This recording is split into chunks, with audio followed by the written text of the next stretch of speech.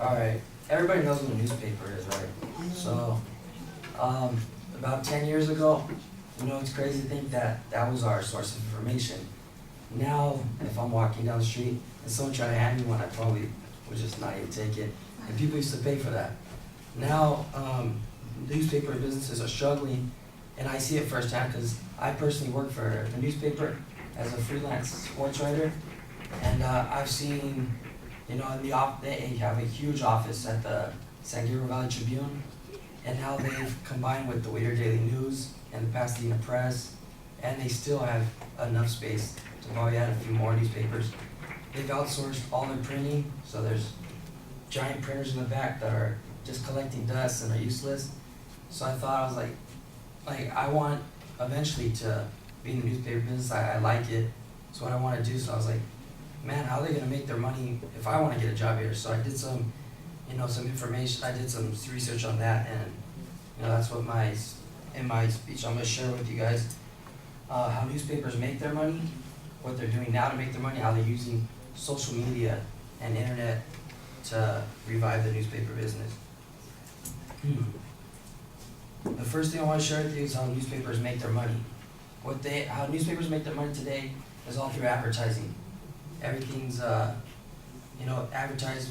Businesses pay to have their ads into the newspaper. But like I said, no one's really looking at the newspaper, so advertisers don't want to pay money for something that it's not going to get them any exposure or anything. So they're not willing to pay the money. This is just a graph showing how much money they were making. You can see back in 2000, it was at 65.8 billion a year, and it's decreased pretty good all the way down to 17.3 billion compared to the digital, which is 23.6. So they've all had to move to the digital first. According to advertising age writer Anthony Young, between 2003 and 2013, newspapers lost between May of 2013 to November of 2013, newspapers nearly lost 17 billion in advertising. With the decline of people buying newspapers, the advertisers are obviously leaving, like I said.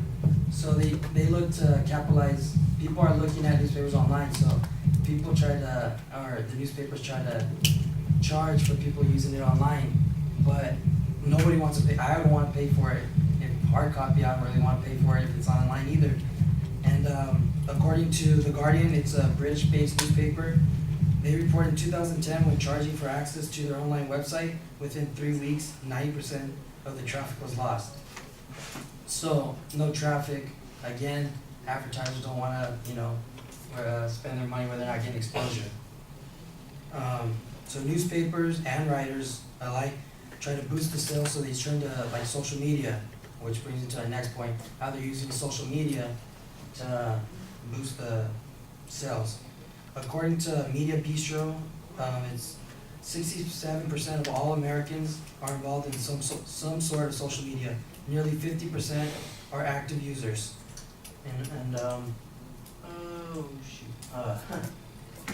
Yeah, this shows how much people actually go on social media per day.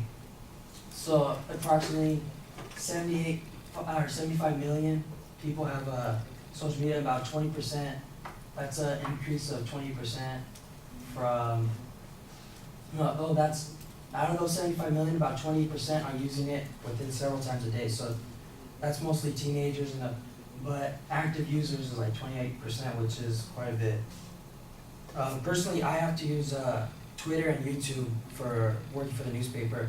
I used to have a Twitter account that I had just for high school with friends, but I had to get a new one and be more professional and have a YouTube account where, let's say I go to a football game, I'll record some plays, get an interview with the coach or something, and then I send that back to my head editor, and he puts it on to the website, which creates more hits because people, if I interview a high school senior, he's gonna tell his friends, hey, check me out in the newspaper, check me out, and then his family's looking at it, his friends are looking at it, and it just creates hits and it generates clicks. They call it clicks on the website, and each click is like a hit. So every time I click to press play, I quick pause, That's a click on the line, and that's what they're looking for. And they also have to use social media because we're becoming impatient with our news. We want everything right now. We don't want to wait until the next morning to hear about something. You know, we have to, hear it right then and there. According to a media blog writer, Simon Rogers, nearly 11 million tweets about the Boston Marathon bombing happened the day of. The prominent newspaper, the Boston Globe, was able to break the news only 9 minutes after the explosion. So it just shows how quick the information get out there, how people want the information out there. So even the Boston Globe, which is the prominent paper out there, they got the information out within minutes. People didn't even have that ability 10 years ago. They would have never even heard about Boston. You might maybe word of mouth, phone calls and stuff. You might have heard something about it, but within 9 minutes, it was already on social media with their, I think they have 1.5 million followers. Here's just an example. This is the Los Angeles Times Twitter page. So you can see that they already have 74,000 tweets, and they have about 10,000 followers, or 870,000 followers. So that's quite a bit of people just getting the information if they decide to put out something within minutes. Woody Lewis is a writer for Mashable. It's a website that focuses on social media news. Reported that the Denver Post and the Oakland Tribune are using Twitter to create customized news feeds for its readers. It basically means I'm pretty much interested in sports, as you guys can tell. So instead of following maybe just the Los Angeles Times in general, I'll follow Los Angeles Times sports. So the Twitter feed will be, everything sports. It'll be like Kobe Bryant records a record as Lakers win. So then I click on there, and they're going to have a link to their website. So then I go to their online website, which creates hits. That's what they're looking for. Because if they put something like, so-and-so is running for office, it's not going to appeal to me. I'm not going to click. I don't really care. So and then it just becomes a blur when I ever see the Los Angeles Times. This brings me to my last point, how newspapers are using both social media and advertising to save their marketing. What they're doing now is you can see the growth of how much they're spending on social media compared to how much they were spending before. So social media and digital online, that's a lot of the budget just going. That's how they're growing.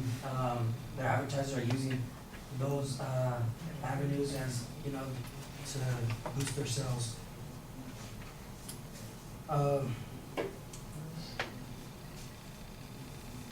That's pretty much it. Thank you.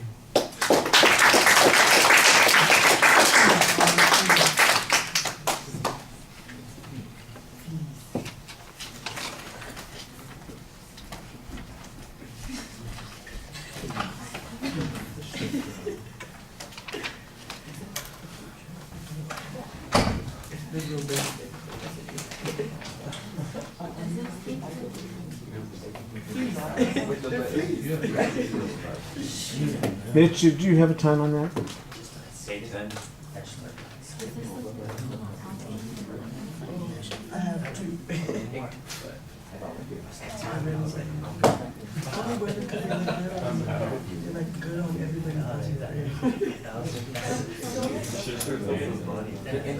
They only. It's not I didn't even think that at the time. I saw two. And I was like, yeah.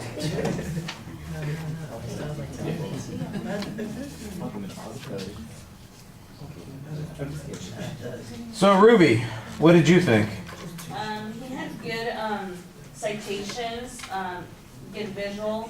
He could have used a little more transition in the words. The last one, and I believe this first one or second one, it was hard to tell from it. But overall, it was good.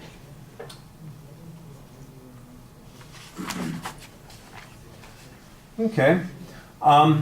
I thought that your statement about the visualization at the beginning was okay. You have a good personal perspective on that, which I think adds a lot to the speech, because you were talking about it as somebody who's in the industry, and is interested in seeing the industry continue. So I think that that gives us a more compelling reason to listen. I think you also, though, ought to talk about it from the point of view of other people as well.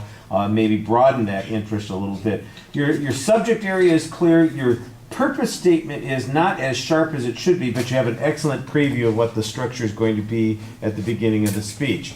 Now, I agree a little bit with Ruby about the transitions in the body of the speech, that sometimes we got into a point and I didn't know that we were there. The visuals sometimes help clarify that, because I know you've gotten to another point when you're putting up one of those other visuals. But there was one spot where you had a very good transition, and then there were a couple of spots where it was not very clear that you had moved. I think the first opening section, you had a nice lead into, and then after that it was a little bit problematic.